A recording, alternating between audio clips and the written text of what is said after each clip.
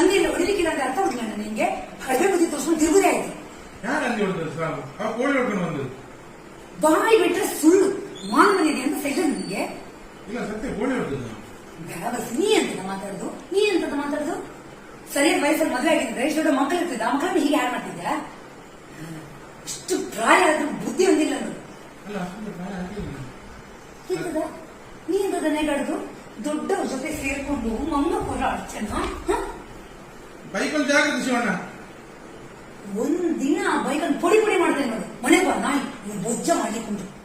ಹಂದಿ ಹೊಡೆದದ್ದು ಯಾರು ಮಾರೆ? ಕೋಳಿ ಹೊಡೆದವನು ಸಾವು. ಬಾಯಿ ಬಿಟ್ರೆ ಸುಳ್ಳು ಮಾನ ಮರ್ಯಾದೆ ಎಂತ ಇಲ್ಲ ನನಗೆ. ಏ ಕಮಲ, ಸತ್ಯ ಕೋಳಿ ಹೊಡೆದದ್ದು ಹಂದಿ ಅಲ್ಲ ನೋಡು. ನೀ ಎಂತ ಮಾತಾಡ್ದ ವ್ಯವರ್ಸಿ? ನೀ ಎಂತ ಮಾತಾಡ್ದ?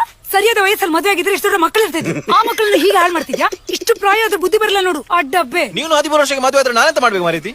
ನೀ ಎಂತಾನೆ ಕೊಡ್ದ? ನೀ ಎಂತಾನೆ ಕೊಡ್ದ? ಈ ಮುದುಕನೊಟ್ಟಿಗೆ ಅಲ್ಲ ಕಮಲ, ನೀನ್ ತಲೆಯಲ್ಲಿ ಎಂತ ಉಂಟು? 18 ವರ್ಷ ತುಂಬಿದಷ್ಟೇ ಅಂತಾನ?